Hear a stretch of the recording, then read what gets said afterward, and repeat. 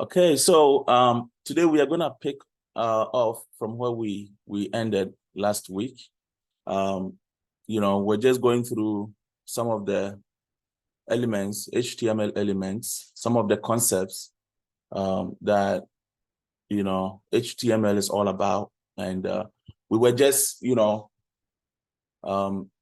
testing them out. We look at the elements, we just were implementing some of the elements, and then looking at them in action, looking into the browser and see what they do.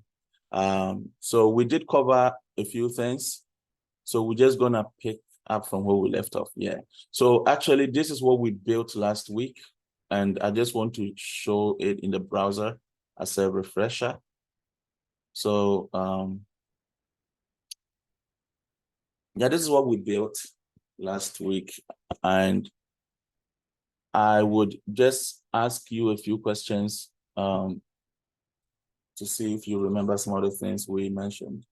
So let me go to W3 schools. W3 schools, yeah. So this is one of the famous platforms on the internet where you can learn about anything in tech. So I guess the question I have is, we want to look at the parts of the page, right? We said that when you go to any web page, there are parts of the page that we should always be aware of, being software developers. And we mentioned that the top part of the page, like this section of the page, has a name. And then the middle section also has a name. And then the bottom of the page, like this is the bottom of the page, it also has a name. So we can begin from the bottom of the page. Who remembers the name of this whole section of the page? Footer. Footer, thank you. What about the top? The top part is the head. The top part is the head? Header. Header, thank you. What is the difference between the header and the head? So we have the head section, we have the header section. Who can tell me the difference between the two?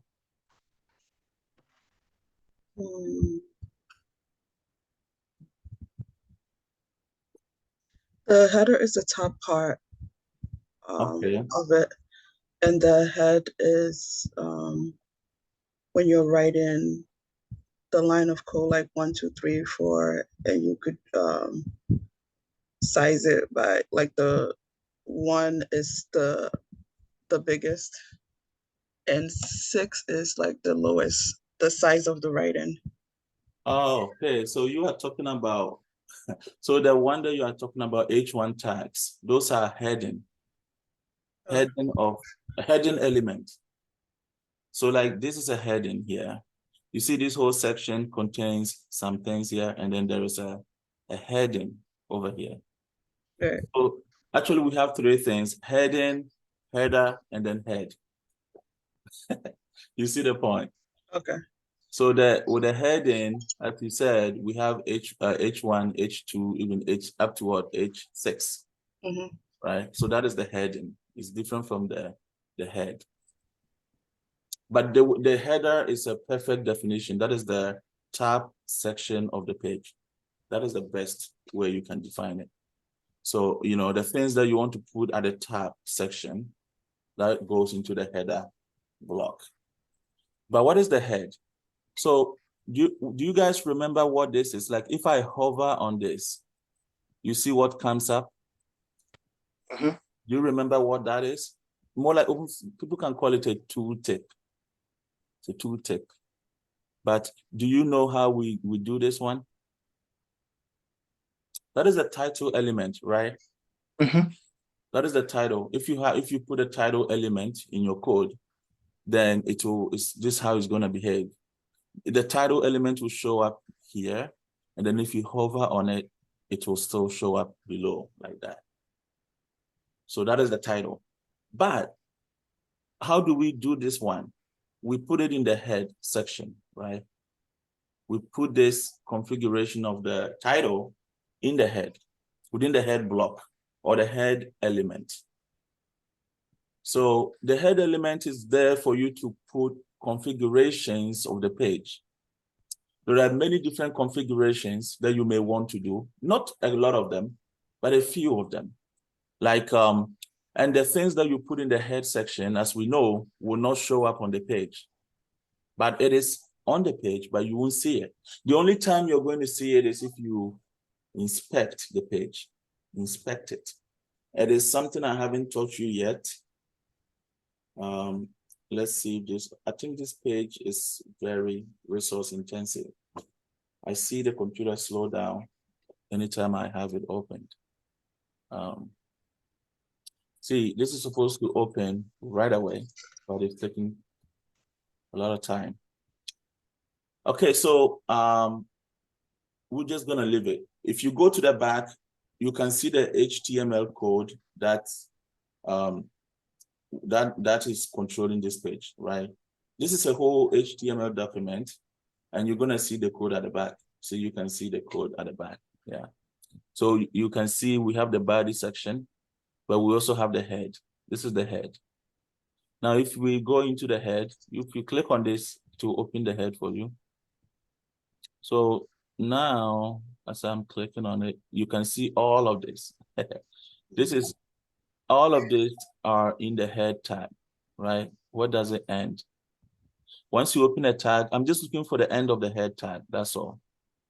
I'm just looking for where it ended. But we opened it at the top there. So this is where it ends, you see?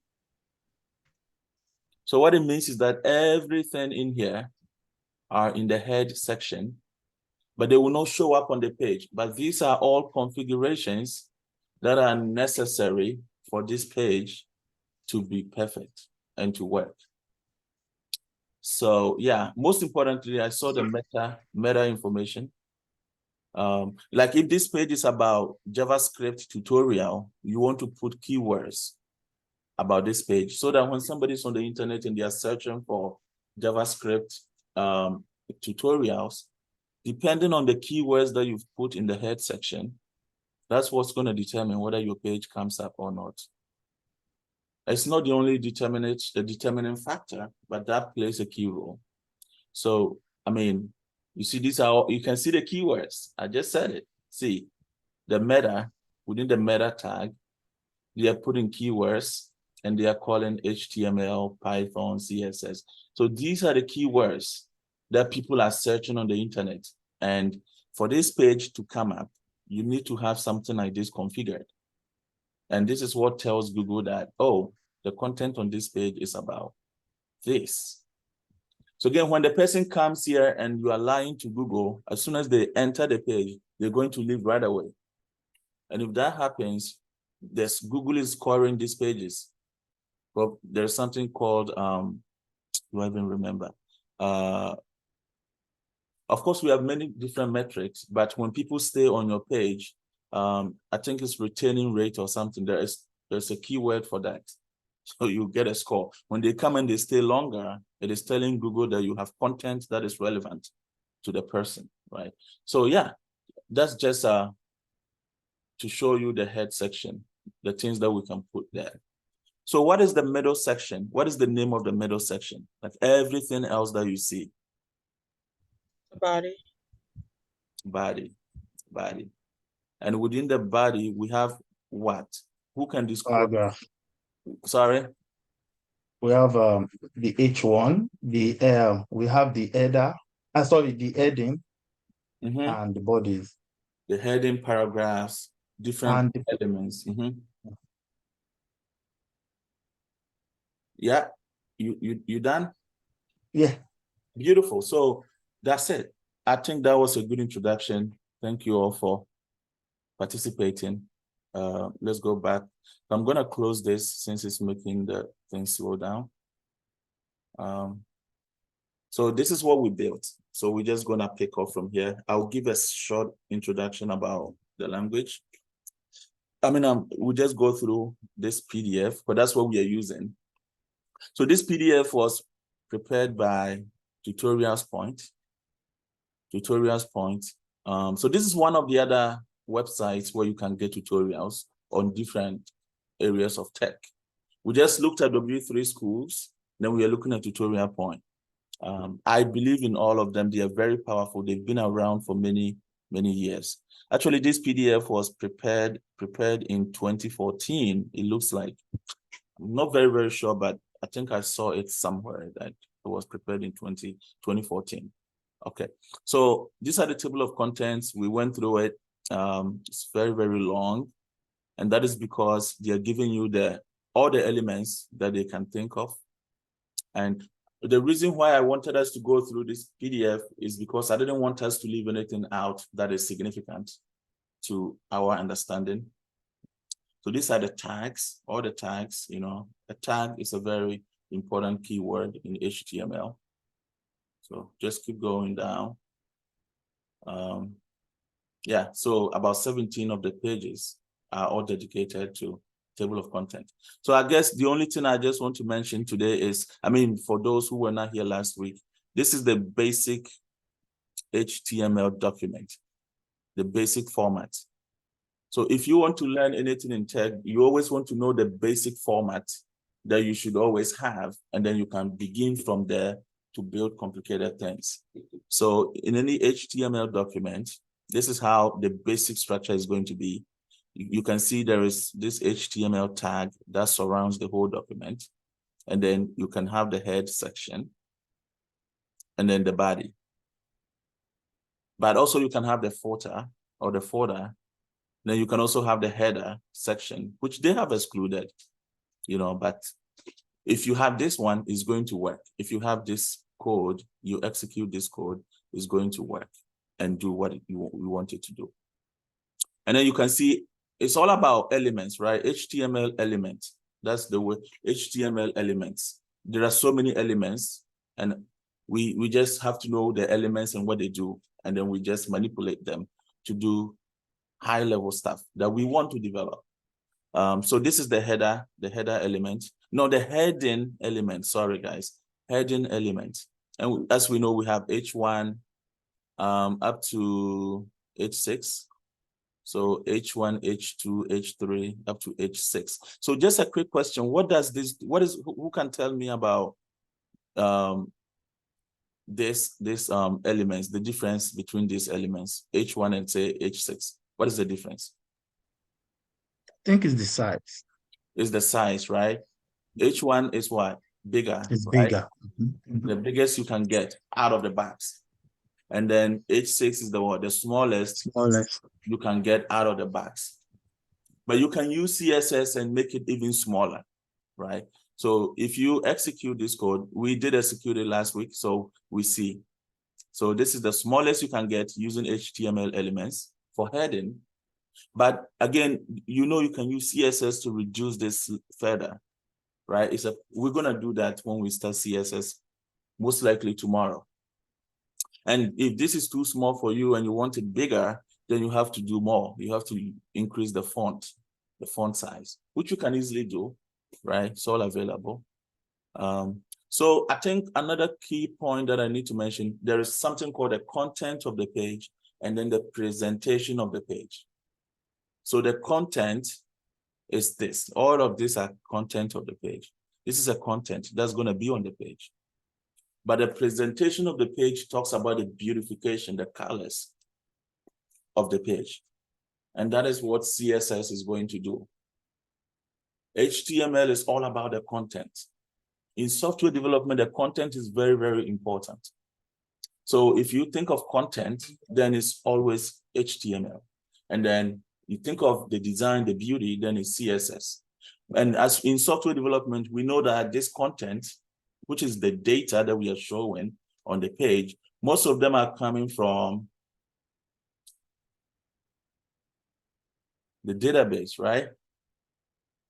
Most of them are coming from the database. So it will come from the database to the front end, and then we just show it here, right? And if you want to show it as a paragraph, you just have to open your paragraph element and then put the data in there. So this data is going to be a variable. We're going to look at all that once we get to JavaScript. Okay, so this is another important element, line break. Do you guys remember what this does?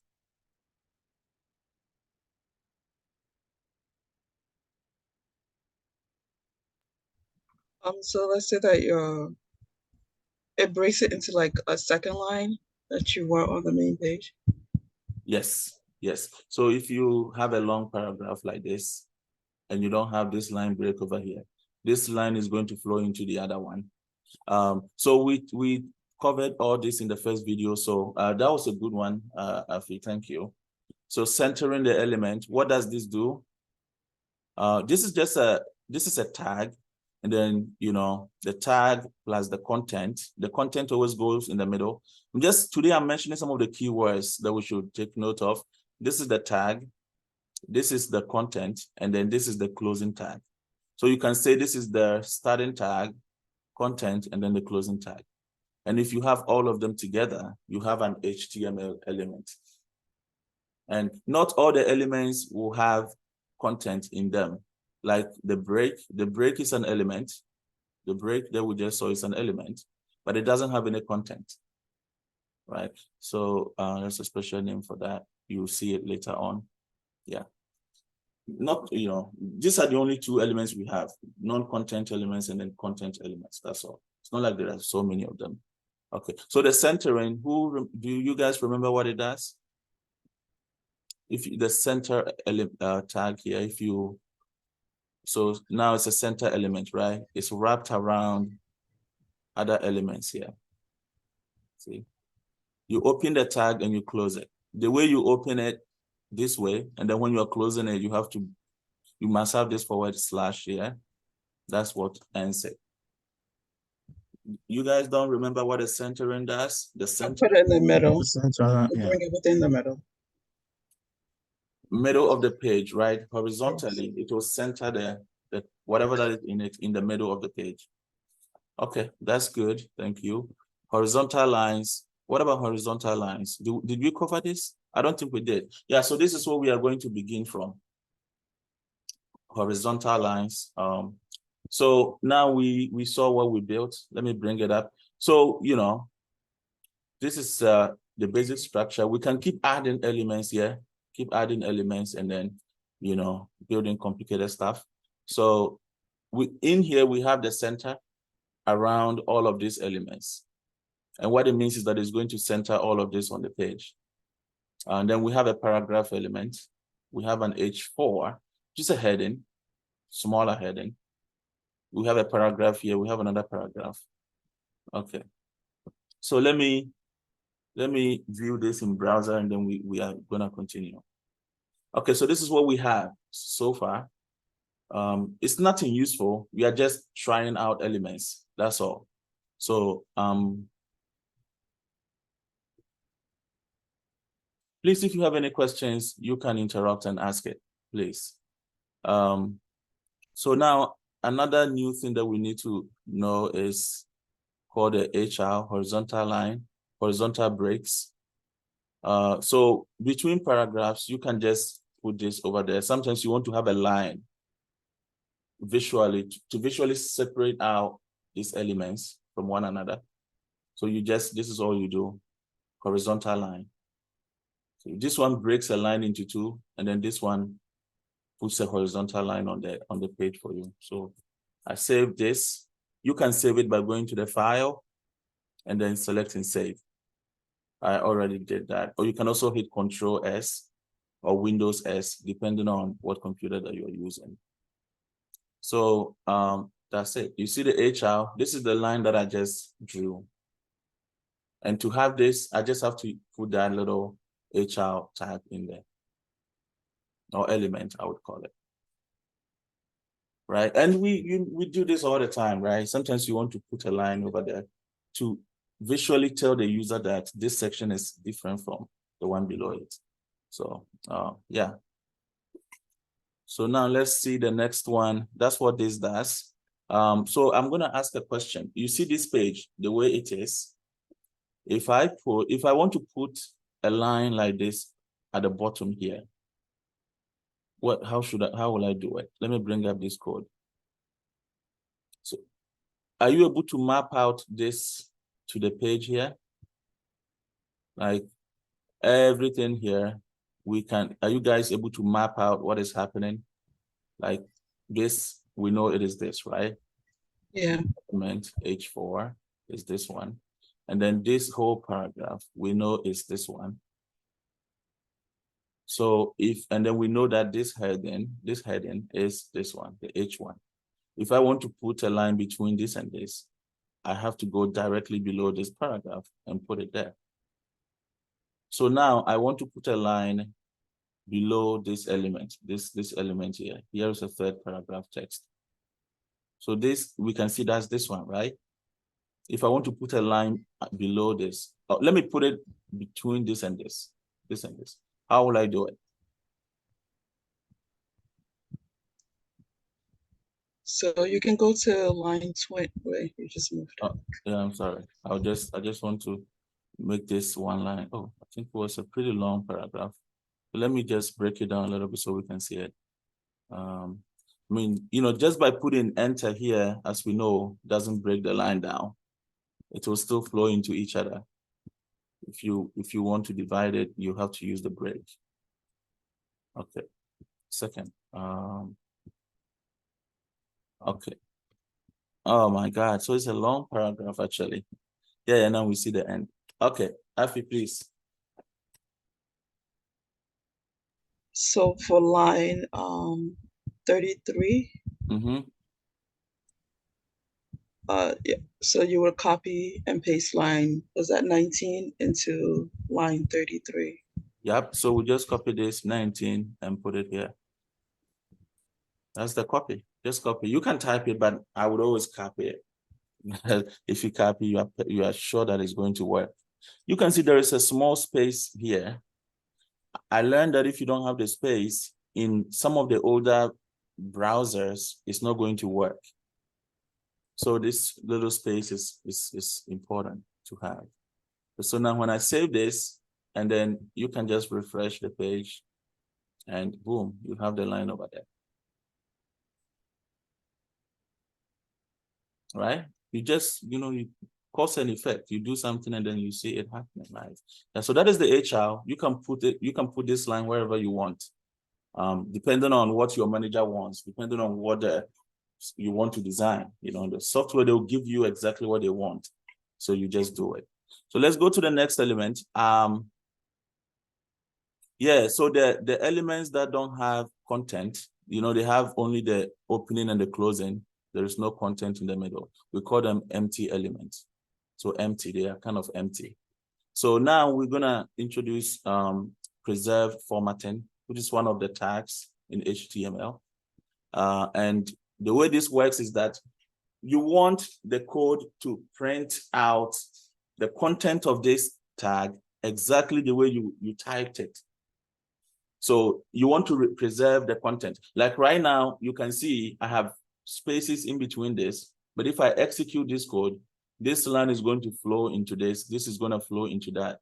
If I wrap this content around the pre keyword, then it's going to print it exactly as it is. It will leave the spaces, everything will just be as it is. So they gave us a test here. We can try this test, preserve, So let's just paste it at the bottom. I can put a space here, doesn't matter. So because of this preserve, it's going to print this exactly as it is on the page. So let's just view in browser.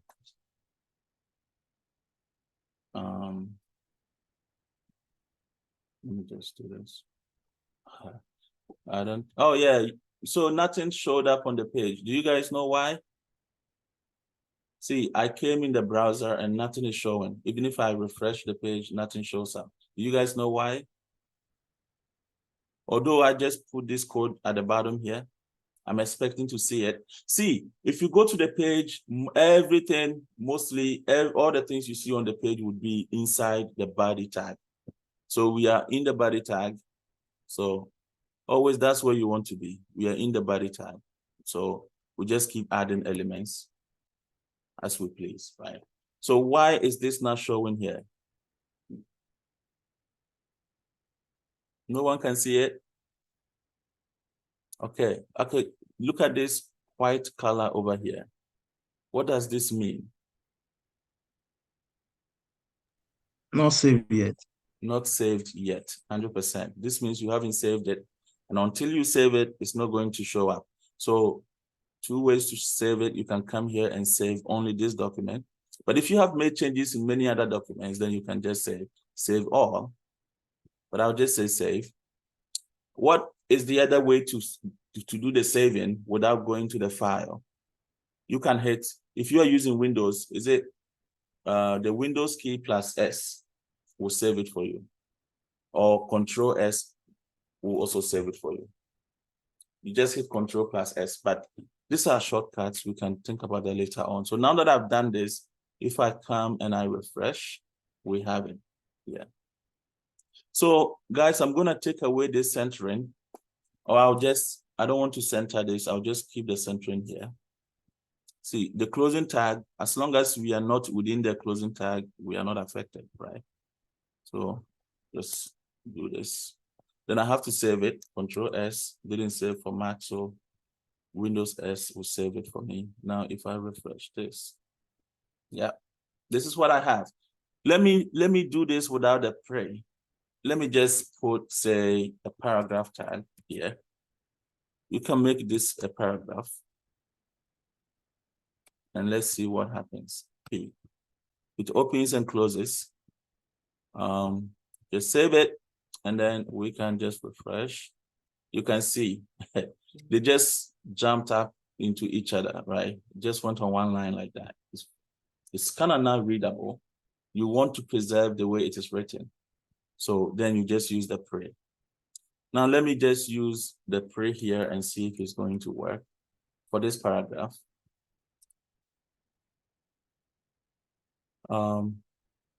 Okay, now let me stretch this so you can see. You can see this paragraph now.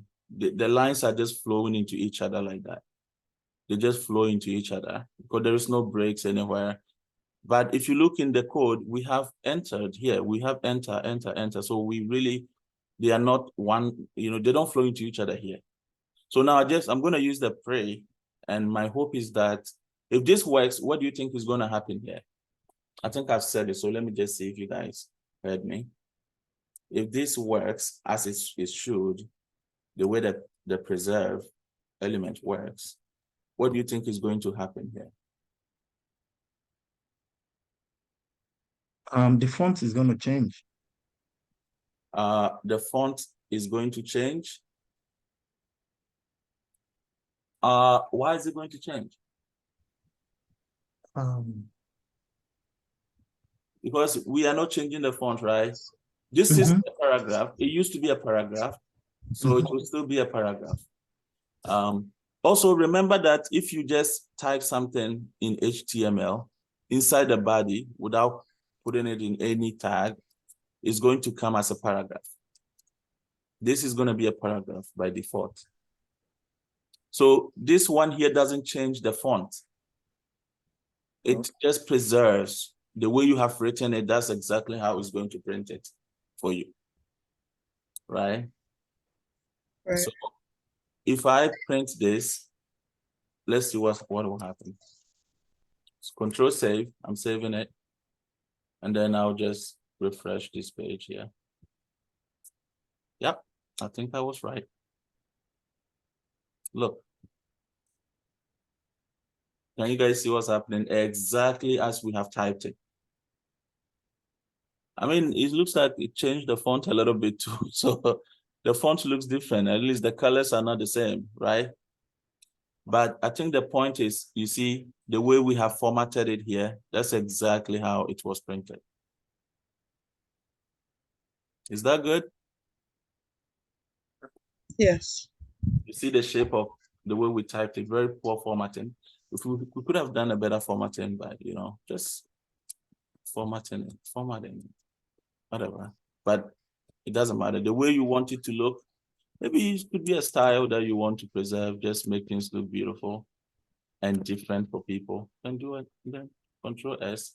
Because you have it in preserve, it doesn't matter to keep it as it is. Okay. Okay, now let's move to the next element. After we go through a lot of the elements, we're just gonna put them together and build a nice website with it. And then when we do the JavaScript, we can now do higher stuff. So non-breaking spaces. Yeah, so this is another important thing to demonstrate. Actually, you can see the way this looks is very, very scary. When you look at it, when you see this in a code, you'll be scratching your head. What does this mean, right? Normally, this is how it looks. Non-breaking spaces. And most people don't know what this means, but actually what it means is that you don't want them to separate this date ever. You want them to always keep it together. Like he's saying 12 angry men.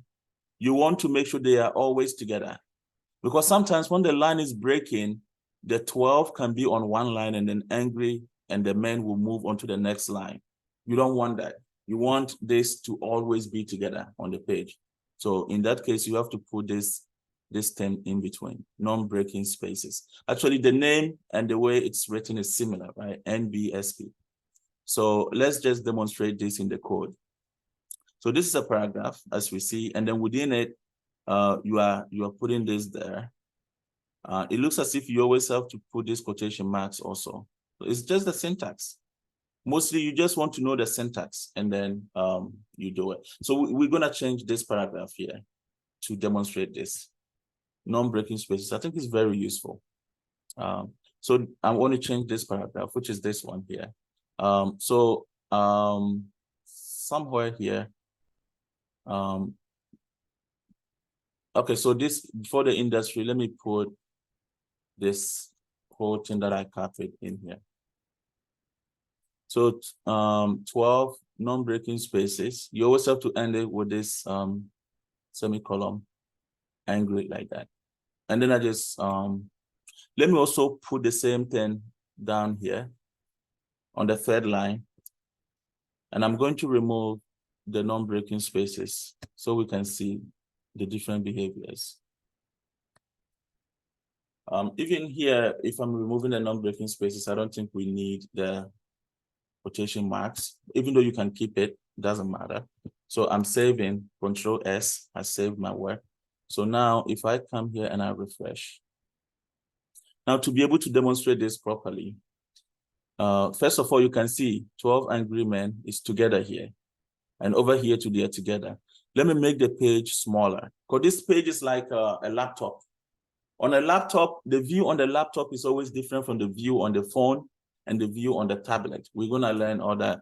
If you, so you build a page, you have to look at it on a phone and see how it looks. Mostly, it's gonna become smaller. So as the screen is becoming smaller, you see that the view is changing. The view is changing. Now let's pay close attention to this one here, and then this, what they do. You see that now the men has moved to the next line. It's left the 12 angry at the top there. This is what you don't want. You want them to always be together. If the three of them won't fit here, you want to move all of them down together. So, but you're gonna see that happening here at the top. Now let me keep making it smaller. Now you see, all of them moved down together instead of just breaking it small. You can see the industry is already down here, but for this, the men should have come down first and then angry. It turned out you probably don't even need these quotation marks. It's still going to work. Yeah. So I'm gonna remove it.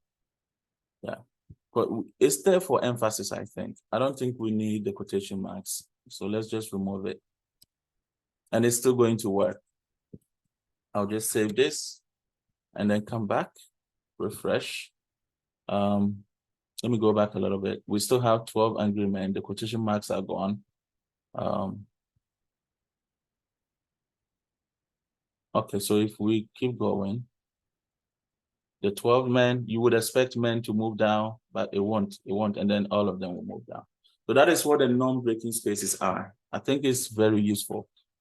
Just know there is something like that, and you're gonna forget about it anyways. But if you are developing a software and they ask you to keep the words together, then you have to Google how to do that. And then it will tell you about this, and then you do it. But you have to remember that this whole paragraph is going to be in the database somewhere. And in the database, you have to keep these non-breaking spaces. When you are inserting the data, you have to make sure you have this there. Otherwise, when they load it and bring it to the front end, you are not going to have this effect. So yeah, just something like that. Okay, so let's keep moving. Okay, so that's non-breaking spaces. Yes, sir.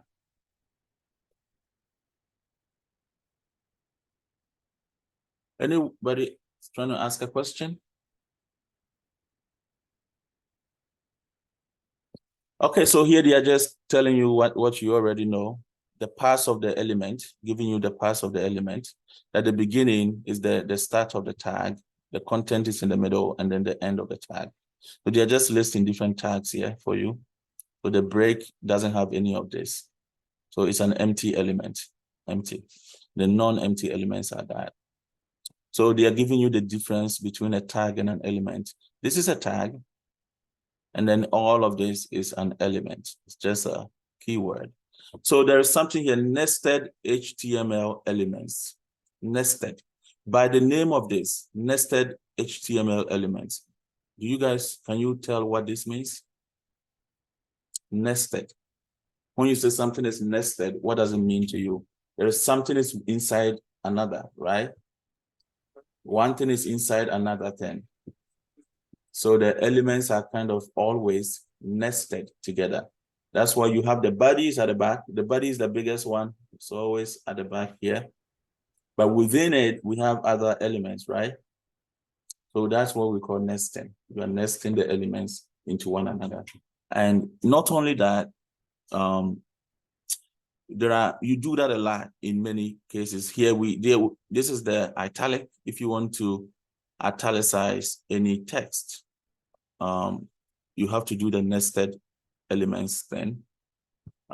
In other words, there is one element at the back and you put another element inside it, right?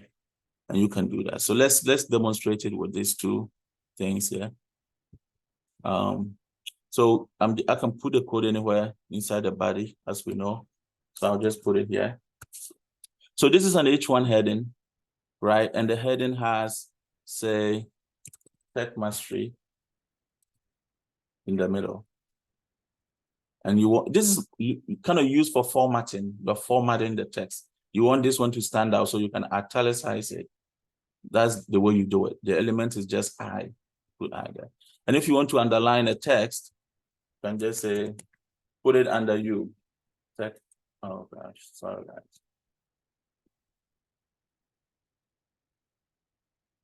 So global tech mastery, they know us. So let's just save this and see. You can see that this is nested inside the paragraph element. And it looks like that's the only way you're gonna do this one.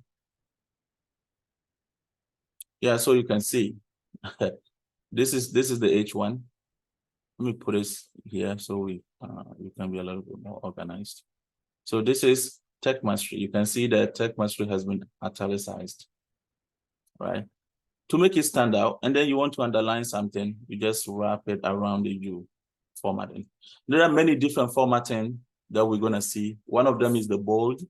If you want to bold in something, it's a heading, but you want to bold in something within it, you just change the U to B. Change the U to B. And then change the U to B, bolden. Yeah. I have to save it. Control save, and then view in browser. You can also refresh this. Refresh. Also, it did bolden. What did it bolden? Underline tech mastery. Yeah. You can see it boldened it here. So there are different things you can do. If you want to cancel it, you can just use a strike. I think strike is what they use. You strike through it. Strike. How does it work? Is it all the same? See, you don't always have to remember how this works. You can look it up. So let me just use strike. Maybe this is not, I don't think they will write all of it like this. I don't think they will just write everything like that. But who knows? Let's just demonstrate and see. Yay, that's exactly how they do it. You see, you want to cancel it like that. And there are different formattings that we're going to learn, we can do.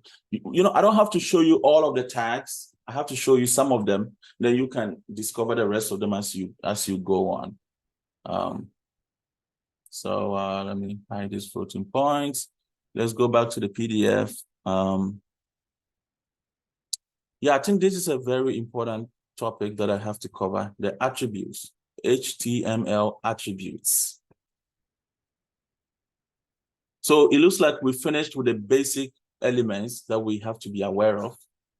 Now we are moving on into the attributes of HTML, right? So what are the attributes? So the attributes actually give us extra information about the element, extra information about it. Mostly they have a name and a value, the attribute name, and then the value of the attribute. So for instance, you have this element on this page and you want to align the element. You want to do alignment of the element. So the centering is part of alignment, right? You move the whole paragraph into the middle. But what if you want to move it to the left? You want to move it to the right, or you want to move it to the center, right? You want to just do it to the element itself, one element at a time. So the elements, they have this property called align. And the align property, align attribute allows you to specify the way to align the element. So alignment, you want it to move to the left, to the middle, or to the right of the page. So it actually has 3 values. So like we said, it has a name, the name of the alignment, and then the value. What is the value? The value is left.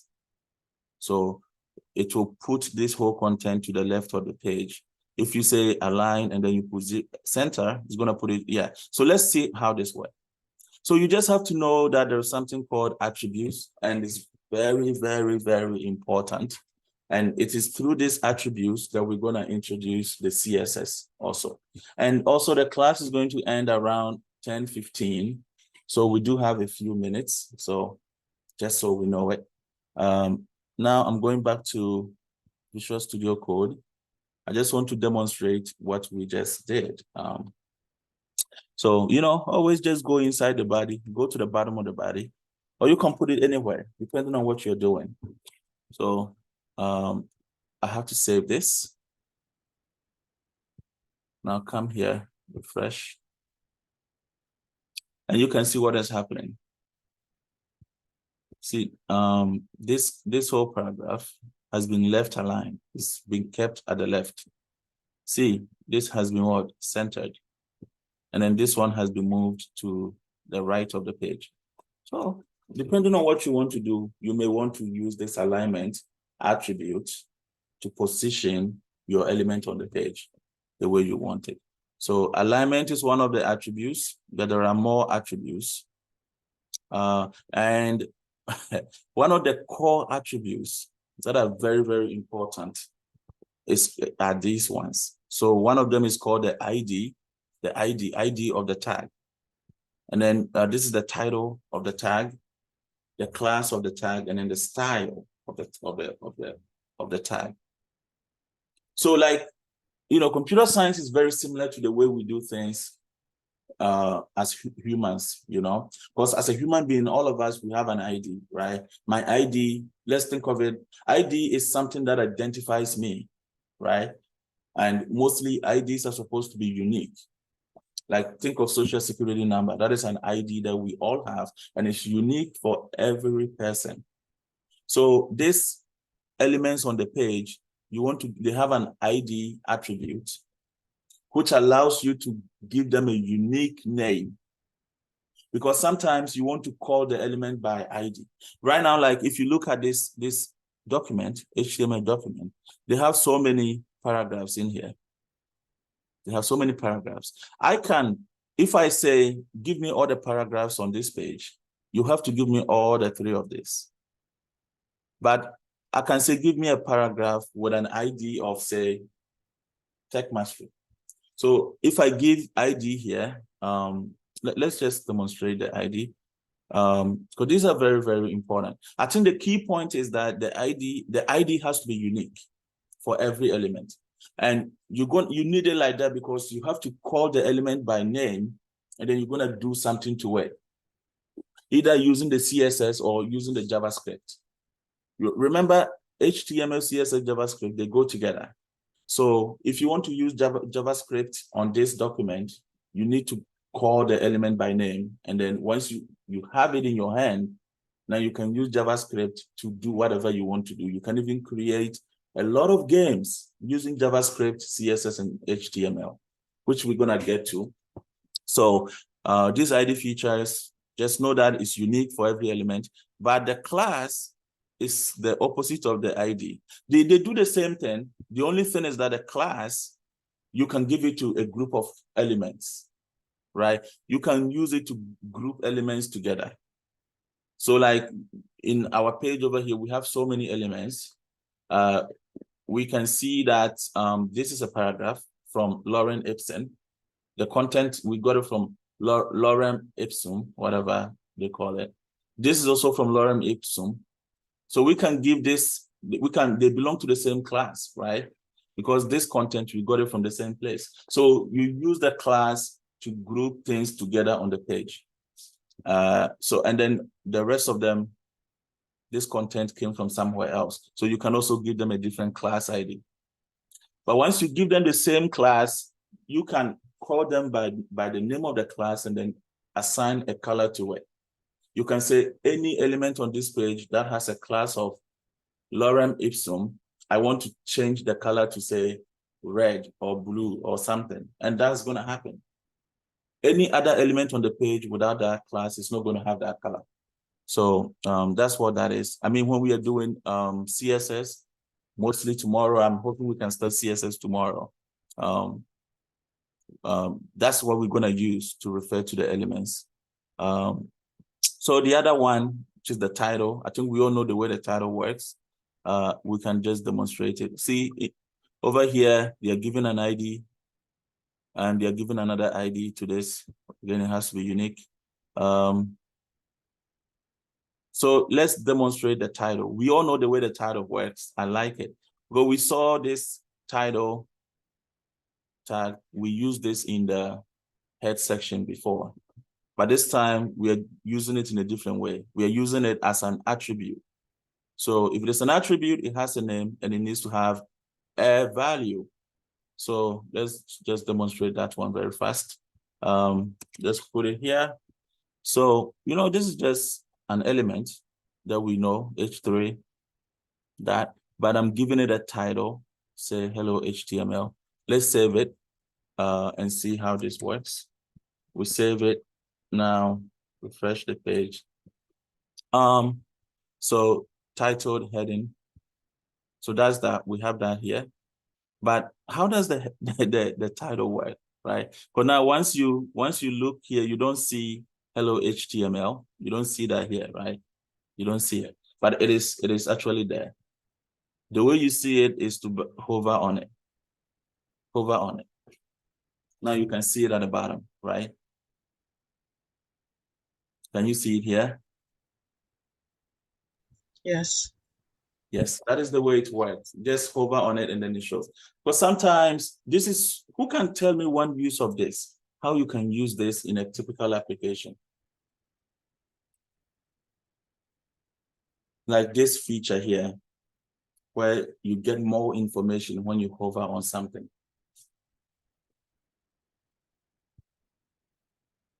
I can help you.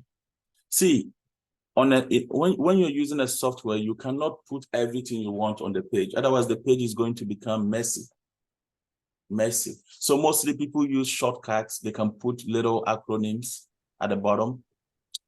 If there is a button that has to be clicked or something, you put little acronyms. The acronym may not fully tell us what it means. So when the user wants to get more information about what this is and what it does, you can put all of that information in the title attribute. This title attribute can be any length. So it's giving you additional information about what you are supposed to do here, what this is going to do. If I click on this, this is what's going to happen, right? So that's some of the usages of some of the ways in which we use it. I see that in our software everywhere. We just have that. So it's a title attribute. You can have multiple classes. You can assign multiple classes to one element.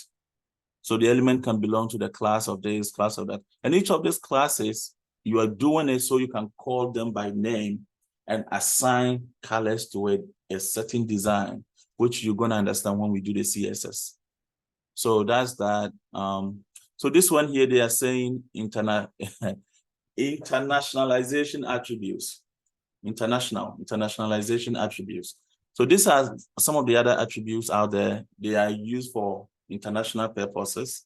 So the diff, that's a direction. So the direction is an attribute, and the value that it takes is LTR, RTL. Now this one says left to right and then right to left. So diff, it actually means the direction of the writing of the page. Because in English, we always begin from the left, we write from the left to the right, right? But there are a few languages out there, like Arabic or Hebrew, that they have to write from the left to the right, left to the right. So this diff allows you to tell the document that this is going to be a left to right kind of language, right?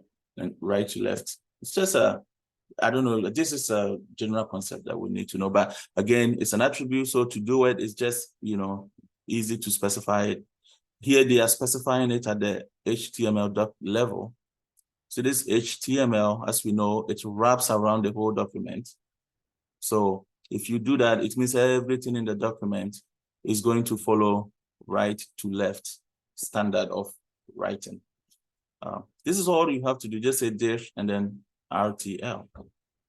And then if it's left to right, which is like English, you just put that there.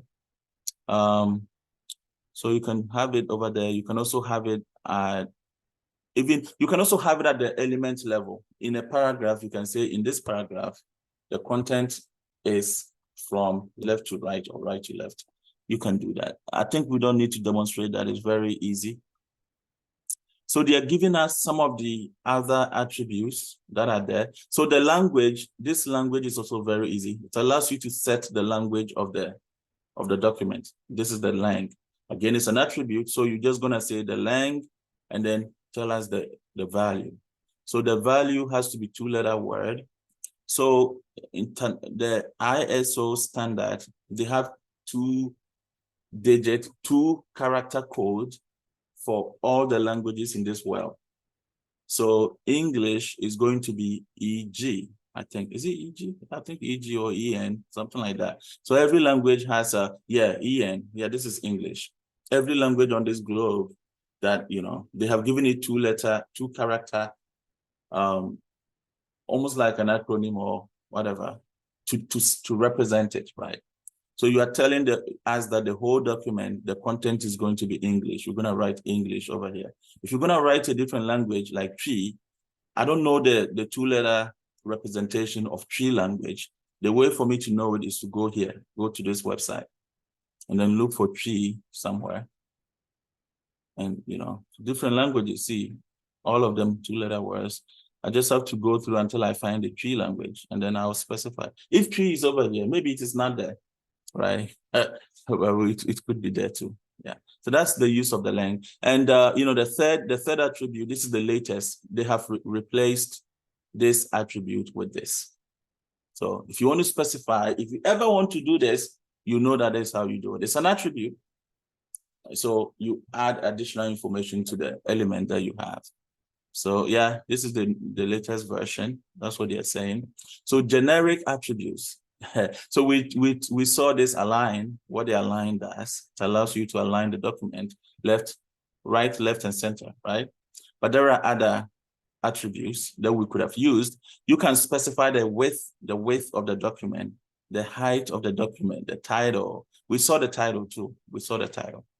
So the class and the ID, we saw it also. These ones, they are not very useful right now, but when we are doing CSS, we're going to be using them. But the background is also there, and the BG color. You know, if you want to be fancy, let's just demonstrate this BG color. It's an attribute, so we all know how attributes work. Let me just copy any element. So all the elements have that attribute. So let's just say, what is the name? The name of the attribute, BG color. So it allows me to give a color to the background of this element, and you have to give it a value. Here, I believe you can just say red, or does it have to be in quotation marks? We'll see about that. Let's see if this works. Control S. You always can try something and see if it works. If it doesn't work, then you do something else. Sorry. Okay, so that didn't work. So I guess this has to be in quotation marks. So let's try that. I doubt if this is how it should be, but yeah, let's see. Control, save. There's troubleshooting things. Okay, so it's taking quite a minute to load up.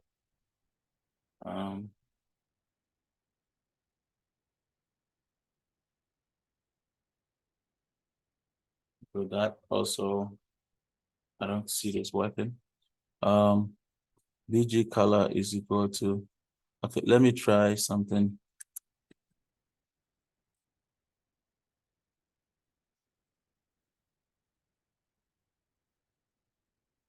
Okay, 1 second. So mostly you have to know the syntax, right? 1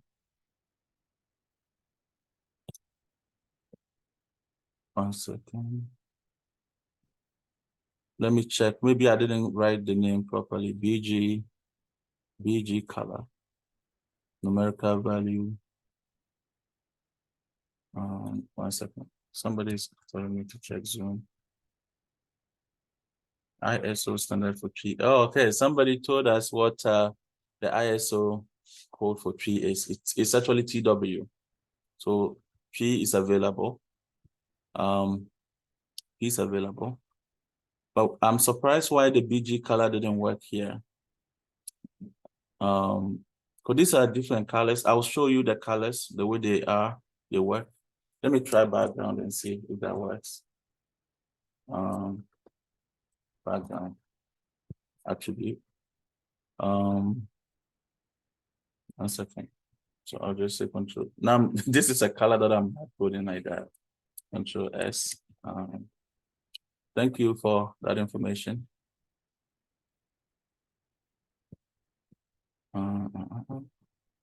Is this actually? So mostly, if this is not working, well, let me show you guys how to really debug things. You just go to Google. 1 second. Just go to Google. How to use BG color in HTML. Just search it. Or set, attribute. You can add more information. Then you just want the syntax. That's all you want. You can go anywhere that you trust. Let me go to Geeks for Geeks. I like that place. You just want the syntax. Because if you don't write the syntax, it's not going to work. So I think you see the quotation marks is important. It has to be in quotation marks. So it has to be like a string. So I mean so this is how I would do it. If I was, programming, I'll just copy this and then paste it in my code. I'll just paste it here for now because I want to make this one work also. I just want to copy this element. Just copy this BG color. Oh gosh, I know what is happening. I know what is happening. So the one above is working. this is working, but the color that I chose is it's actually white. This is the color white. So the page is already white. So if I'm making it white, it's not going to show. You won't see it. You won't see it happening. I'll demonstrate what I mean later on. So let me, maybe when we start with the HTML, because I mean the CSS, because over there we need to know these colors.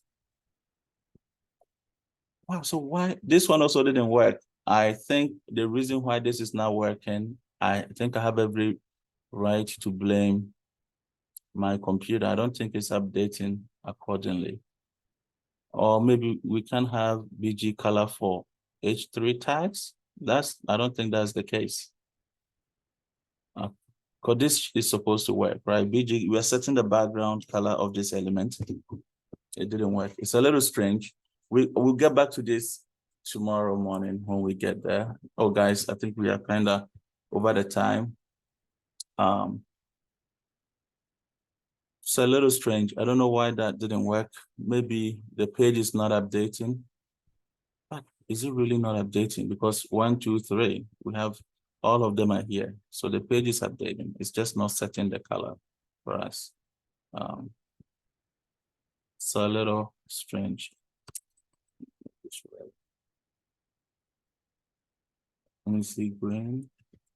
So it's not even suggesting the green for us. So maybe there is something more.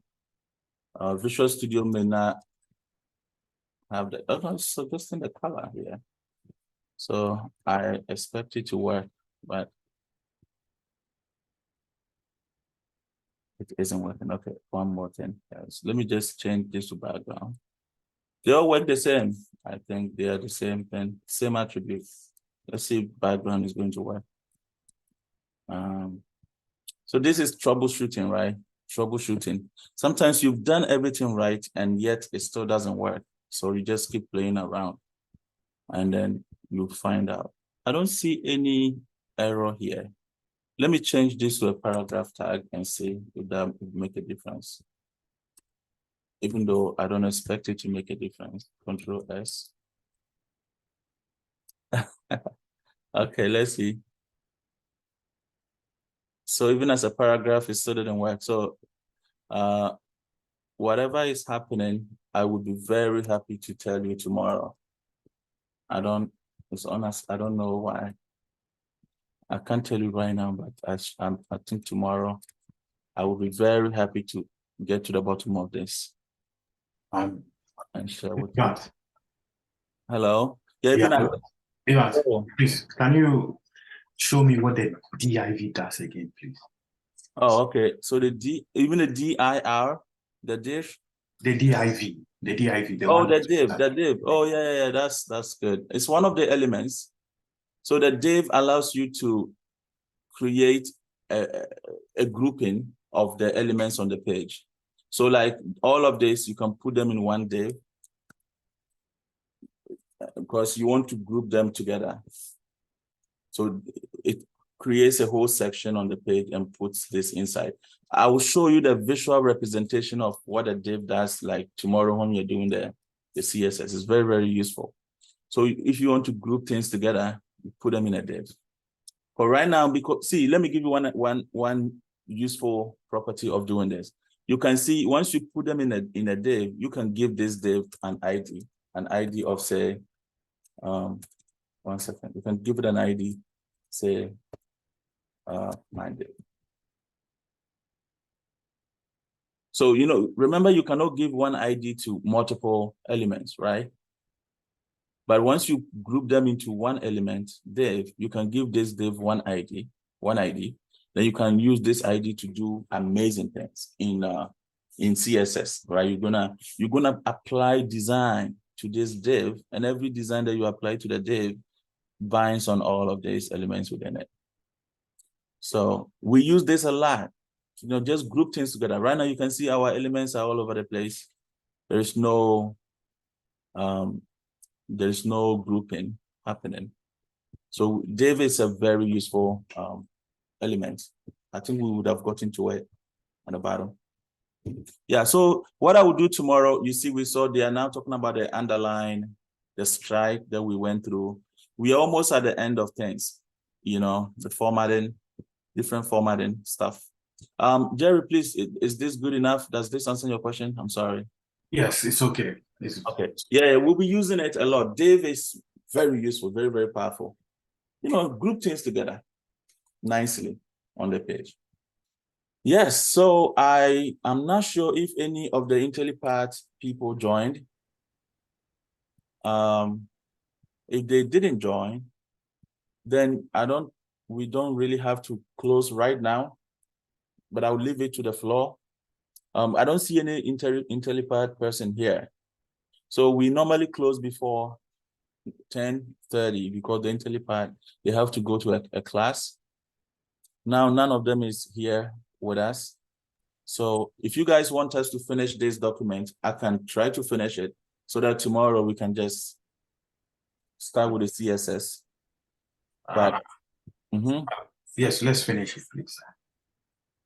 Okay, thank you, Ibrahim. Is that Jerry? The voices are similar. It's me, Jeremy. Okay, thank you, Jeremy. Yeah, so everyone, you're okay with that, right? I'm sure that maybe another 20 minutes we can finish it, but I will definitely get back to you on why the BG color didn't work. BG color attribute. I set one code on the chat. Check if that would work, right? That makes sense. Maybe that makes sense. Yeah. Oh, so that's a different thing you've done, but it might work. Let's see. That's the style attribute. You are using the style attribute. It makes sense. It might work with the style. I do expect you to work with both, though. That's my problem. Okay. But I will show the style to what you just shared with us. Okay. So guys, when we looked at the attributes, the style is I think the style is one of the most important attributes, if not the most. I believe this is the most important attribute, actually, the style attribute. And I can't stress on the name attribute enough, right? Because we just have our element and we are having an attribute called a style, and this is the way the style works. It allows you to write CSS code inside your HTML. So actually what he has done over here, this is a CSS code. But once you set the style attribute, you can add any CSS code that you can put it here and it's going to work. And we're gonna talk more about this tomorrow. So let me just execute this and see if it works. This would work for sure. Because you have the style over there. You can even see the green came up. Things are different. Yeah, so that is working, right? The background color is set to green for that. So what I don't understand is why it didn't work for these two. So that I'll get back to you guys on. Let me copy this green, maybe it will. Let me just get back to you on it. We don't need to spend more time there. Let's keep going down, please, for the sake of your time. So superscript. If you want to raise something to the power, right? Like, this is a paragraph and suddenly you want to raise, say, a to the power 2 or a to the power 3, you have to put the power between this sub element. So these are formatting rules, different types of formatting. So like over here, it really doesn't matter. You can just say 2 superscript and then put, say, 20. If you want to type math, so 2 sub 20. So if we just save this, Control S, and then we refresh this in here, you see you have it 2 power 20. So if you want to write any power, you use the sub. Then we also have a subscript also. Subscript is at the bottom, right? Superscript and then subscript is also at the bottom. So you just change that to be, different ways of doing things. Just know that, when it comes to formatting, everything that you can do in Word document, pretty much you can do in HTML also. So I just have to change this one to a B. Let me just copy it, put it in a different line. I see a little slowness happening on the computer. Okay, so we'll just put make this a B, and then save it. And then if you just refresh your page, you have 2 sub 30. Doesn't make sense, but you know you can do that using this. And in case you forget, you just Google, how do I write a subscript in HTML? That's all. So insert, if you want to insert, like examination questions, you have this insert. It allows you to underline whatever that you enter there. It looks like an answer that you are giving to a question. So you just use the insert keyword and you get this. Delete allows you to cross a word. I think strike also does something similar, right? Strike. Actually, this demo should be up there, and then this one should be down. So this is what the delete will do. Crosses that line. Strike also does the same thing. If you want to make something bigger than the rest of the text, so in a paragraph you want to make one of the text here bigger than the rest of them, just surround it with a big. That's all, and then it will make it one font bigger. If you surround it with a small, it's going to make it one font smaller than the rest of the text. So guys, this is all about the content of a web page, right? If you go to the front end, the content is all controlled using what we are doing here. So mostly you just need a div and maybe a paragraph. Most of the time, that's what you need in a software development, right? But you need a title too. Sometimes you want to do different things. So just know that you can do them. So let me also demonstrate a small while we are here. So small, just write the whole small thing instead of big. And then these are formatting, as you can see, just trying to highlight something, make something stand out. You're formatting something, you want to make it stand out. We talked about the bold, the strong. I want to talk about strong here too. Strong is another one. It boldens whatever you wrap it around. Strong. You don't need to remember these things. You can always Google them, but just know that they are there and this is how you use them, right? So you can see the big made it one font bigger than the rest. Small, make it one font smaller. And then the strong kind of boldens it. It makes it kind of bold. Yeah, grouping content, the div and the span.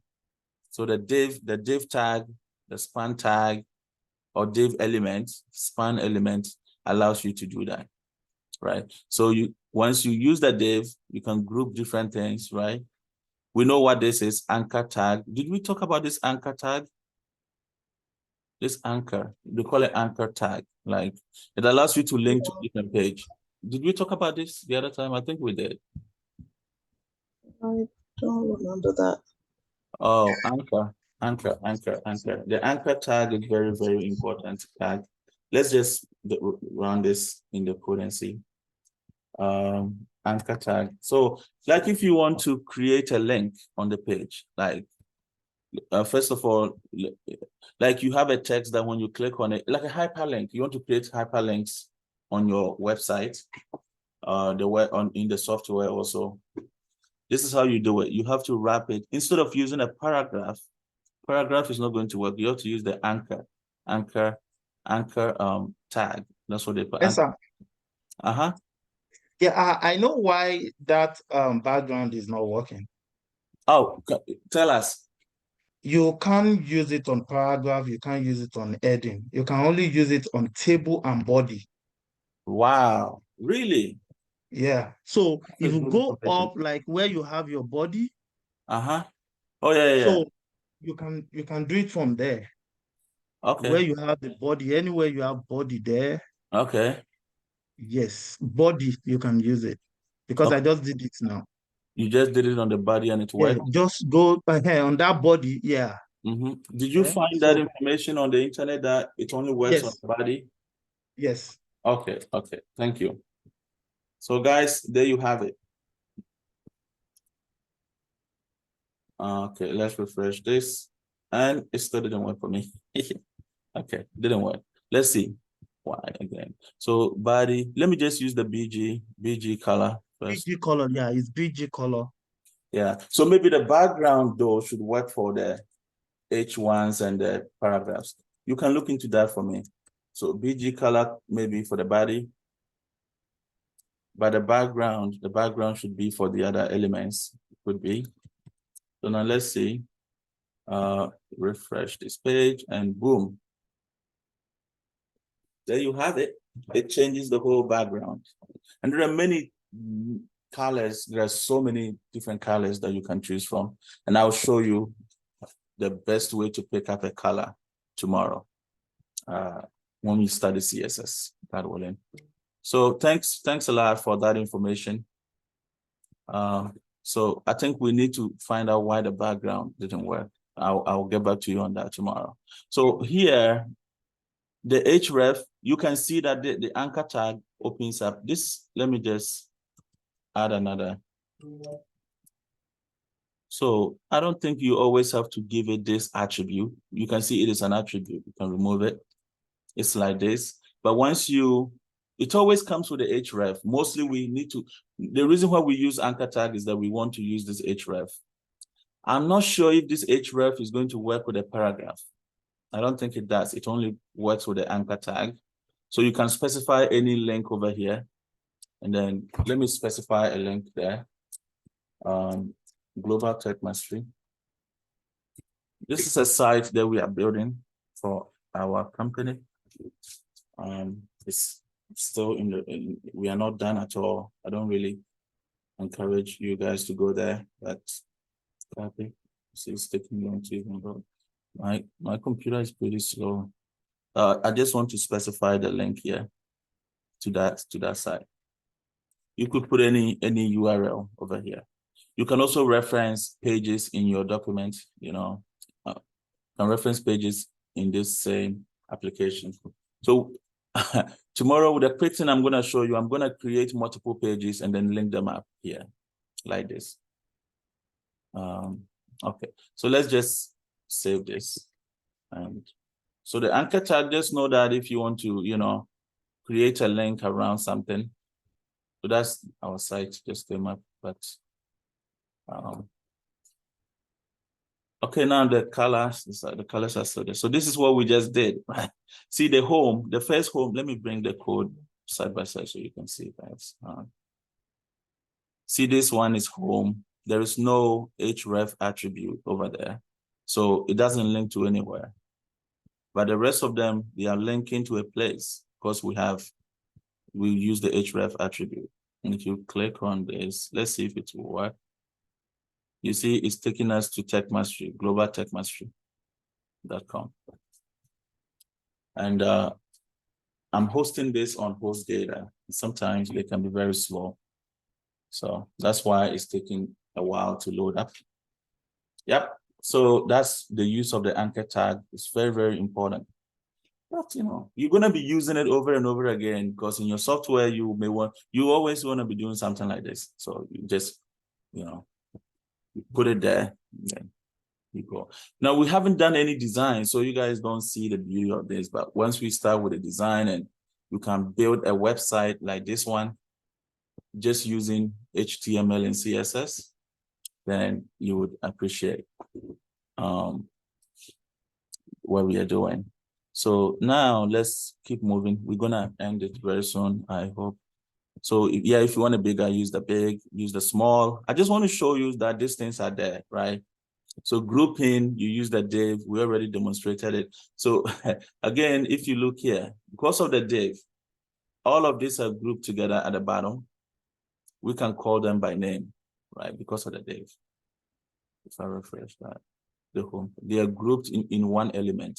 So yeah, it's just, we can give a different color to it because we have it that way. For instance, see, alignment is in the middle. That's why it's going into the middle. So when we looked at the alignment, we saw center, left, and right. Right now, we can see there's another one called middle. So, and let's see, BG color also works here. So we can just say red. looks like it won't work. All right, so the color should be red. If it, oh, sorry. Yeah. And 1 second, let's see how we did it here. Put in the quotation marks. Some of these little details, it's okay if you forget them, because that's what we have Google. You can always look up the syntax and use it. So if I refresh this, let's refresh that. So it did change only one color to red there. It's kind of strange. You should change everything. BG color to the div. Oh man, some things are. What things are we align? BG color red. Why would this not work? I also don't know.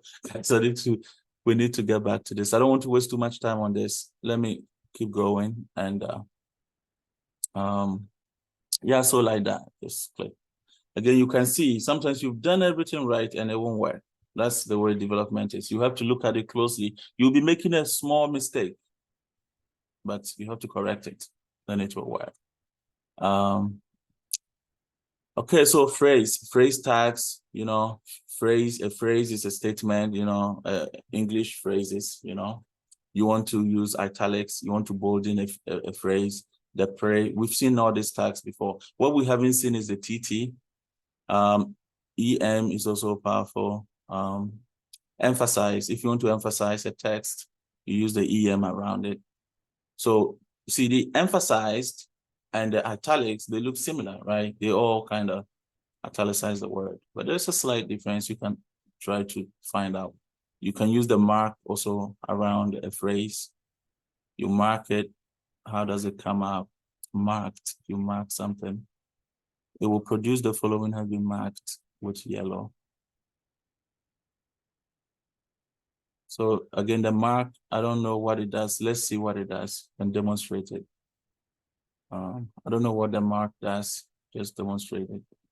So the way to know it is to just use it. Then control save. And I think the green color is too difficult to see. So let me just remove it for now. So we can see better. You see, you take out one thing, something changes, right? So yeah, so that's the marked here. It allows you to mark something. It's kind of you're highlighting a text when you're reading, right?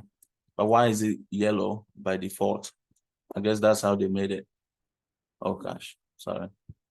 So, I mean, you can always play with it, right, to learn about what it does, but I'm giving you a tool that you can use to develop any UI, any front end that you desire, right? You can do magic with this. You can do amazing things with it. This allows you to be creative. As far as your mind can go, you can be very, very creative because you have the tools, they do little things, but group them together to do something better, something bigger. So I just moved it back. I just want to mark bigger text right there. So on your page, maybe you want something to stand out on your page. You can use this mark around it. That's it. Strong, we saw it. Abbreviation of something, because if you want to show an abbreviation of a name, you can put it in the abbreviation element, and it will make it stand out a little bit different. It's going to look a little bit different. Acronyms are the same. So like this is going to be like your handbook, right? Of all these HTML elements and how to use them, and even they also print out how they look. So like if you want to show an acronym, we all know what an acronym is, right? Abbreviation of something. USA is an acronym of United States of America. So if you want to show an acronym, just wrap it around this. It's going to make it come up slightly different and better. So BDO, bi-directional override. Bi-directional override. So that you see that language, if you are determining that this language is going to be from, say, left to right, you are determining that at say up here, HTML level, or at the body level. Then if you have a paragraph that is going to go against against the direction of the whole document, then you have to use the BDO, not bidirectional override. You are overriding the whole flow of the content. Like this whole body is supposed to be in English, it's supposed to go from left to right, but this small paragraph, you want it to go from right to left. So you have to use the BDO. But this is something that you probably will never use, right? You probably will never use this unless you are building an international application where there are many languages, right? So there are many tools out there that you don't need at all. Let me see how this will show up. Maybe I just want to see. I'm expecting that this text, because by default, because it's English, all of them are beginning from the left to the right. And right now I'm kind of overriding that feature and I'm saying go from the right to the left. So maybe this will jump to the left. It's going to start from the left. And as it gets longer, it will be moving to the right. That's what I think. So let's see if that's what it does.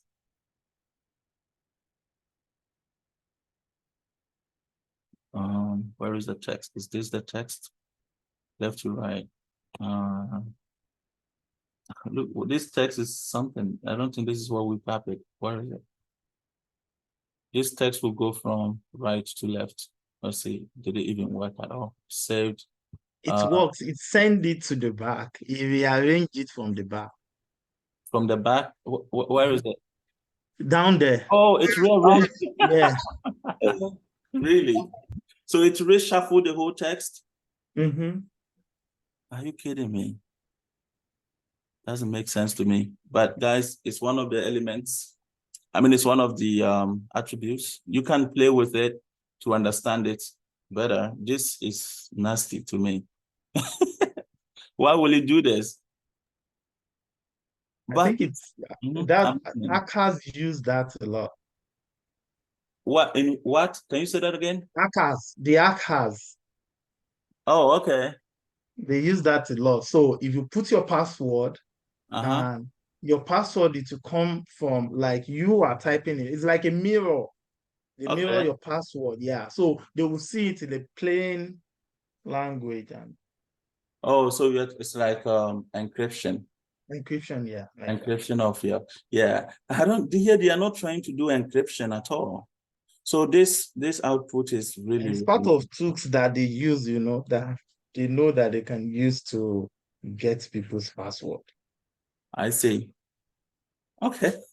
Cybersecurity expert. We have one here. If you want to define anything, there's definition. Just know these are there. You want to define this as a special keyword or character. Gonna highlight it small. Block code. If you want to quote somebody, or you're quoting Martin Luther King or something, if you wrap it around this block quotes, it's gonna make it look better on the page and different from the others. That you're gonna see that you are quoting someone, right? And if you want to have quotation marks around something, quotations around something,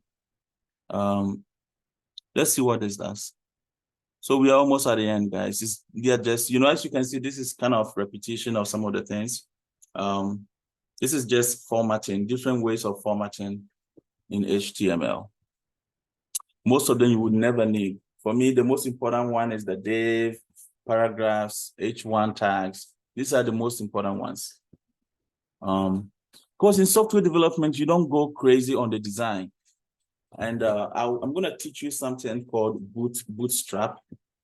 Bootstrap will do a lot of the design for you. So we just use Bootstrap most of the time. So all of these things, Bootstrap may do it for you in a very simple way. So we'll come here, just refresh this and see. I just want to see the queue. Okay, so it just puts quotation marks around whatever text that you wrap it around, right? So that's what it does. You want to put quotation marks. So citations, you want to cite something. Like you have a quote from somebody and you want to say, oh, this one came from somewhere. You can use the citation. Let me see how the citation works. How it's going to output. Because is it going to behave like a title or or it's just going to change the text.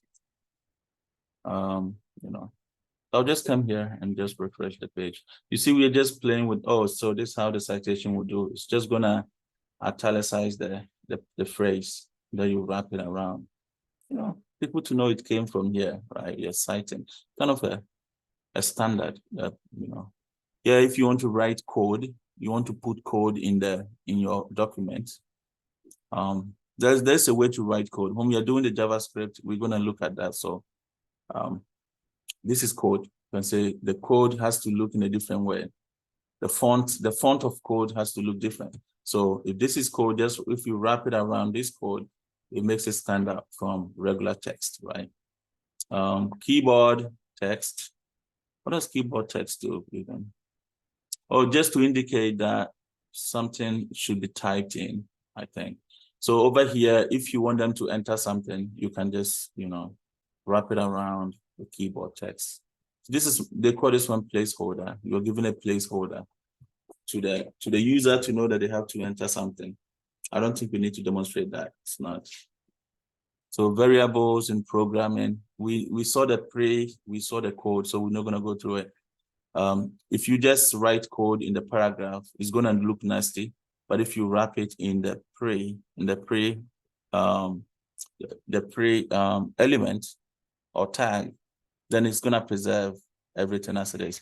And if you want to enter an address in HTML, it's a good thing to just wrap it in the address tag, and it's going to format it for you beautifully. It's an address, right?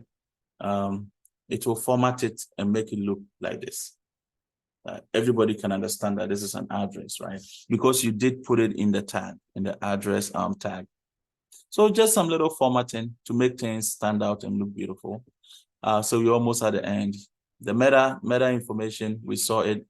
So meta tags, actually computer science meta is used a lot.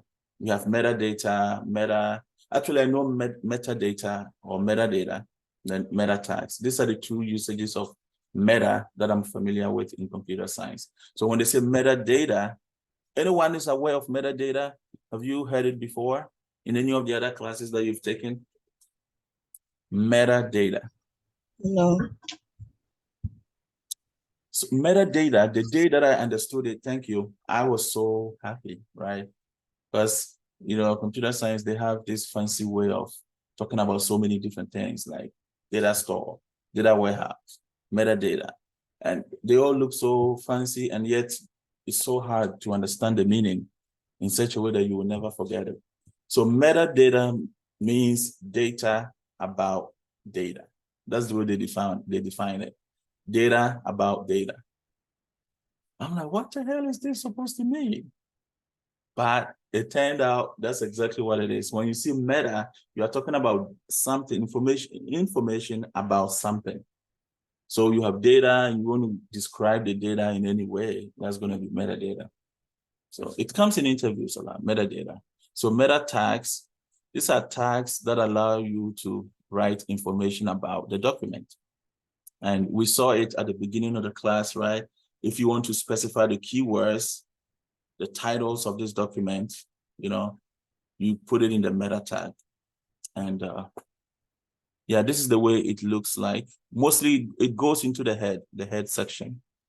So meta, just the meta. So it doesn't even have a closing tag, right? It's just because it looks like actually you also specify the content here. So it's a very strange tag if you think about it. So it's a tag that the content of the meta tag is different from the usual HTML tags, right? You would think that the content would be here and then you're going to close the tag, but that's not how it works. The content is an attribute of the meta tag. Then you can just specify all the values of it. Attribute values. The name is keywords. So yeah, something like that. You can specify many different things. You don't have to know. In your company, they're going to give you some keywords and say, oh, can you put these keywords in the meta section of the page? That's all they will tell you. And every page that you have, if you go to the back, you're going to see the HTML code. You're going to see this code. Users are seeing this, but you developer, you're going to see this and this. So you just have to go to the top.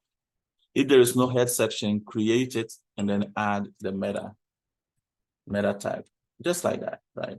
And if you don't know how to do it, you can Google, how do I add meta tag to a page?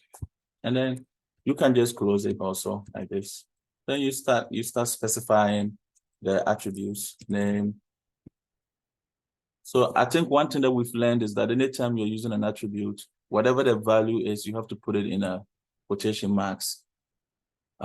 Most of the time, you have to put it in quotation marks. Sometimes you don't need to put it in quotation marks. We will see that tomorrow. Eva, sorry to cut you in. The meta, when you add the meta in the line there, what does it do? So this meta, all it does is like I said, is data about data, right? So in this case, we are not talking about data. So it's information about something. So you are giving more information about the whole page, the whole document, right? Yeah, you are telling, if you put a meta here, and in the case of the keywords, you are telling me that everything on this page is about HTML. It's also related to CSS. It's related to JavaScript. So it's sort of like the description. Perfect. That's what it is. You're describing the page. So this is HTML, CSS, Python, all of that. Okay. Yes, sir. Wow. Yeah. And people don't see it. The only people that see this is Google, because you are telling Google that this page is about, we put it in the head section, right? So anything in this head section, most of the time people don't see. Actually, the title people will see, but because they will see it at the top here, right?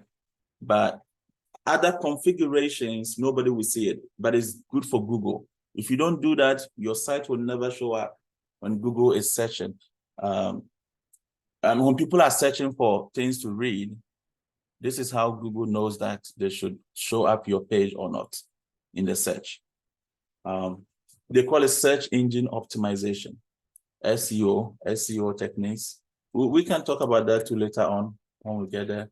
Search engine optimization. You're optimizing the page for search engines. But you can use it for so many different things. You can even see here, they're also describing the page. So learning about meta tags, right? You can use it for different things. Yeah. And at the beginning, I said that when you go to a page and you want to see the head section of the page, the code that is there, how do you do it? Do you guys remember? At the beginning, I source code. You're looking at the source code. So you right click and press inspect. Yeah, so right clicking anywhere on the page. Yeah. And then inspect. So you're looking at the source code. So the HTML that we just typed hopefully will show up here too. It has to show up. So the good thing about HTML is that you cannot hide your code. Your code is always visible in the browser. Oh, nice. Yeah, it's always visible in the browser. Quick question. So I just looked at a page. I inspected a page and then I'll share it on the platform here. I took a screenshot of a page that I. Oh yeah, thank you. Please share it. Yeah, yes. And then yeah, please share. I see the meta description. It's the source code. Okay. But, I just shared it on the group chat. Oh, okay. So I'm looking at the chat, but I don't think it came yet. Can you? It's restricted. The access to file is restricted by account admin. So I'll send it to you on your WhatsApp so that you can post it. Oh, okay. Sure. I'll post it in the group then. Yeah. And guys, I'll teach you how to do this later on, really, when we're gonna look at the source code a lot, especially when we are doing JavaScript. We'll be coming back here a lot. Last question, sorry to interrupt, but no problem. So when someone looks at the source code on a website, on a hosted website, right, is it possible for them to, make changes, even though they are not the admin, and then repost it on the site. Yep, I'll demonstrate that. If you guys don't mind, I'll demonstrate that. They can do it. They can make changes, but they cannot post it on the site. You make the changes for yourself. I can demonstrate that. 1 second. 1 second, please. I see my, yeah. You can make changes to the site, but you cannot change the site for any other person. You're changing it for you. Because the browser, if you know how to manipulate the browser, like you just have to do the inspect and then start changing things. We're gonna get there, but once you know how to do that, it's another level in your journey as a developer. So like on this page, for instance, you go to the body, they have all these classes over there. You can set a property here. 1 second. So unfortunately, my computer is very slow, but I'll type BG color equals, and then just that at the back when you are making changes, it's ugly looking.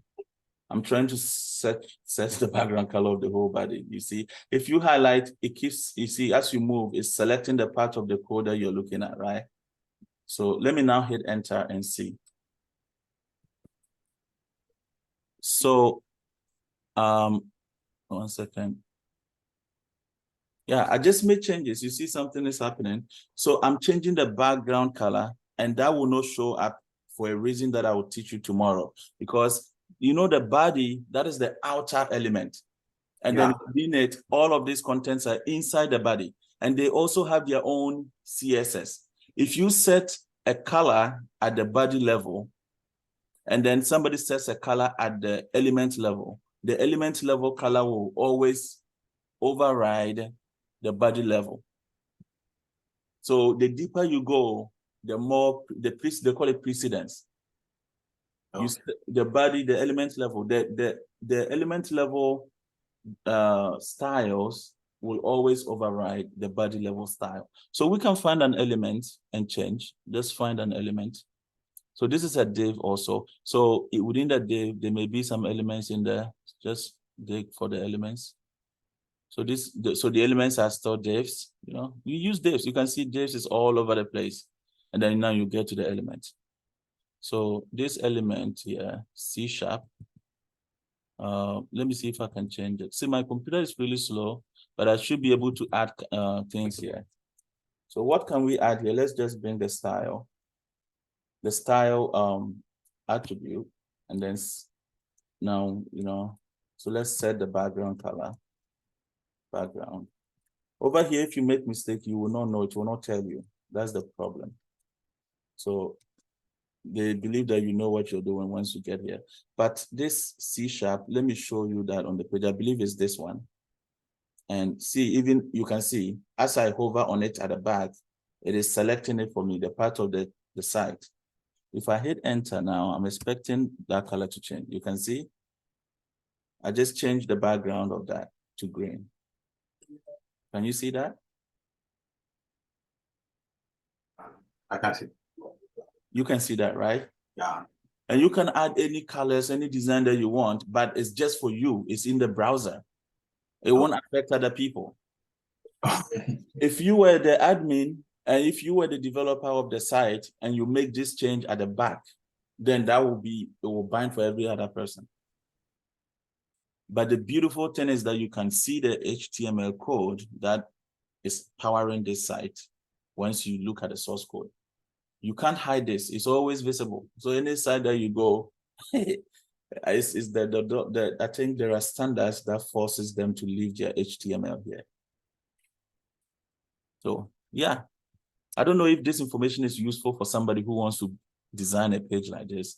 Maybe they can copy this and start working from there. I don't know if they can do that, but maybe they can, right? But you can just keep breaking down the things as you go. Yeah. Anyways, just by the way, guys, let me bring up the page. See, normally we won't be doing this. I'm sorry. It's because today we are trying to just finish it for good. So that's the meta tags.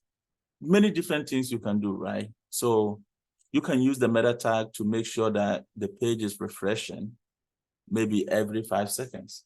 Okay. So there are many things you want to do that you have to do using the meta tag. Like, you know, for this page, if you load this page and you are staying on the page, if something changes at the back, it's not going to show up here. The only time the new changes will show up is when you hit the refresh button. Then it's going to load the latest HTML. As you see, when we are developing, when we make changes to the source code, it doesn't show up by itself. You have to do the refresh before it gets the latest code. So now you can use the meta tag to say that every 5 seconds, I want you to refresh the page when a user is using it, so that if there are latest changes, the user can get it. But, you know, it can be useful for so many other purposes also, that, you know, especially the cookie settings. There's something called cookies. Cookies, yeah, this is the cookies here. Yeah. It allows the browser to know that you have been on the page for too long and doing nothing, and then they can log you out on the page. They use the meta tag to do all those settings. But you don't need to worry about that right now. It's not that useful for now. Just know that it's something you can do. And that being said, it looks like we are at the end of the page. All right, guys, we've seen it all, man. Yes. So that means that we've seen all the useful elements in HTML, the formatting and all of those things. So the ones that we didn't show, not a problem. You can look them up and know how to use them. It's not a big deal. You know, just have an idea of the whole structure, the way things work, the head, the body, the header. You know, here you can see we don't have the header section. You don't need to have it. If you want to have it, you can have it. Then the folder section is at the bottom. You know, just have an idea of how the page works. That's all that matters. So that is the end of what this PDF has to give us. And I think it's more than enough for us to move forward to other areas of front-end development. So always remember there are 3 languages every front-end developer should know.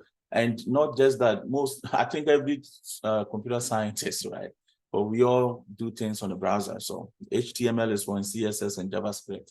These 3 languages, even in cybersecurity, they are very, very crucial. So any questions at this point?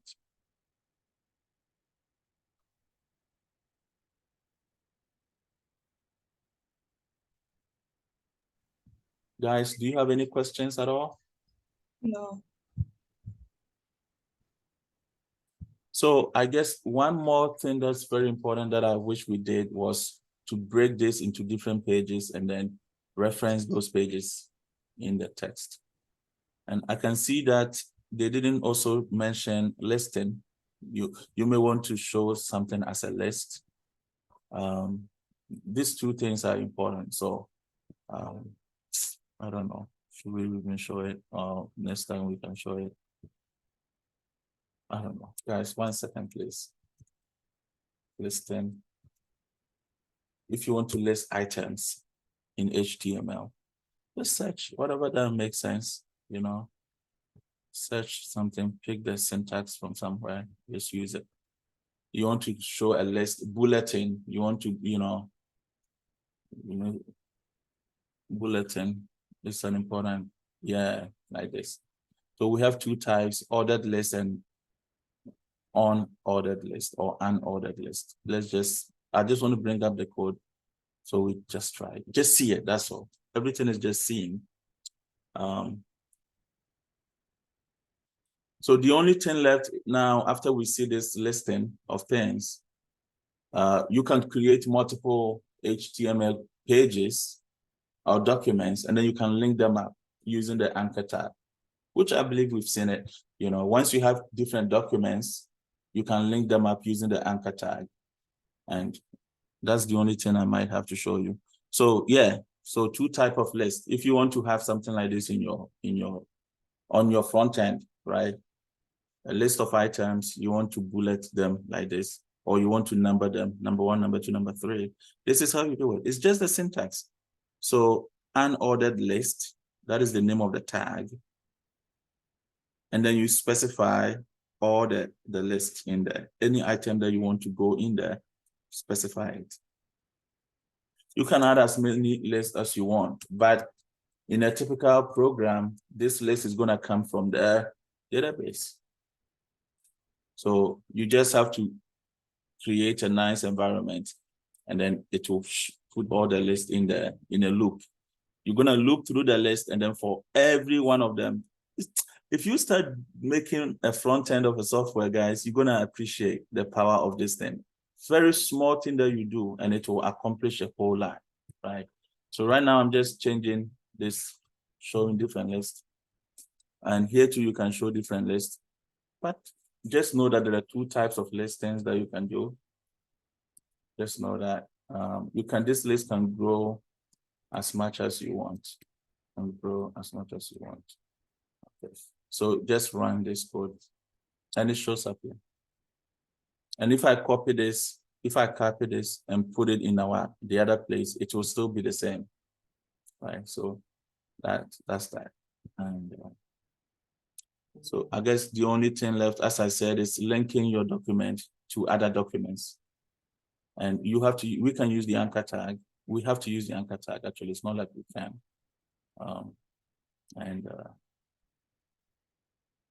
Yeah. Oh gosh, if this page will be stable, I'll just say one word on that, and I'll close. Say one word on that, then I'll close. Oh gosh, see, at this point I see the computer is having a mind of its own. Yeah, so you have the anchor tag. Say you are the href. You link it to any other document that you have locally. And if I say locally, in the same folder, remember everything is in a folder. So this is one document. I'm going to use this. I'm going to link this to this document. So I just have to say the href attribute, you link it to day one. See, as I'm typing, it's bringing it up for me to make my life easier. And let me also link this one to another document. They are all documents just like this one, but it's a different, every document is a page. Every document is a page in a software. So let me link this one to portfolio. Yeah, so it brings it up here. And they all have to be in the same folder, that's all. That's the only requirement. Say project 2. The slash is important, bring it. Now I'm gonna save this. I just wanted to mention it so that everything will be complete. If we go in the browser. So now these anchor tags, they are actually linking to a page that we have created. Let me click on the about. It's gonna open, so your file couldn't be accessed. Let's see why it didn't access it. It's supposed to open this file. Why was this file not accessible? Let me make sure. Or maybe the file has to be running also. Let's see. I'm not sure. We'll find out. Maybe there was more technicalities to it. Now let's go here. Go back. You can always go back and it will work. Go back to where you were. Where is this linking to? I don't remember, so let me check the code. About is supposed to link to about is supposed to link to copy one, day one, copy one. So if I click on about, I'm expecting this to load that. So it couldn't access this document. It's a little strange. I have to check why. Oh, see, the slash is also showing up. Let me see. Sometimes the way you are referencing it could be part of the reason. But definitely we need to have this slash also. But let's see. Just remove this from there. I don't expect this to work at all. But you never know. Just play with things. I save this. Let me see. Again, sometimes you've done everything and it would not be working for you, but you have to look at it carefully and see what you have done. Maybe you've made a small mistake, right? You see that is working? Yeah. It's because of that slash. 100%. 100%. So it turned out that we didn't need a slash. Yeah. It turned out we didn't need it, so we can just remove it from all the others. Guys, you see, computers, doing computer development is very, very nice and easy, because when you make a mistake, it's not going to work. So it causes you to look at the code that you've written, and then you correct it. And as soon as you correct it, you see that it's working. So with this, I believe that we've covered everything that I want to show you, but it's messy, right? We didn't develop anything useful with this. So there is a project that we need to do, and that is a portfolio project, something like this, that I want us to develop. But there are colors in there, and you don't know the colors yet. You have to do CSS to know the colors. So I'll just encourage you to just practice on your own. You can find some simple forms and build them in HTML. But tomorrow, let's just learn the CSS, and then I'll give you a nice assignment to develop something like this for yourself. You know, it's a portfolio project. We did talk about what portfolio project is. So it's like you're putting your resume on the internet, on a website. Yep. So guys, do you have any questions for me? I believe we took a long time, but it looks as if we're gonna cover something substantial, we need about 2 hours of time, not 1 hour. That's what I'm starting to think, but it is what it is. On Sundays, we will stick to the 1 hour for sure. And the days that IntelliPad people come, we'll stick to the 1 hour also, so they can go. Any last minute questions?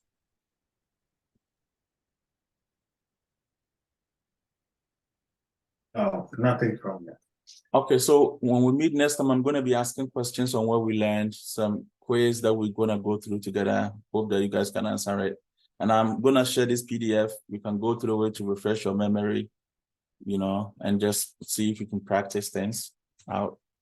Then we'll start the CSS tomorrow. Thank you so much for coming, people. And this was more of me talking than you coding along, because, you know, I was just trying to show you things. Some of our sessions, I will do it, and then I'll wait for you to do it and see if it works. You share your screens, and I can really inspect those who have difficulties. And then, you know, you can really practice along with me. But now I just wanted to expose you to all the elements. Okay, so things will get better as we move forward. Thank you so much for joining, everyone. I will end the class here. Thank you. Thank you very much. You're welcome. You're welcome. Thanks.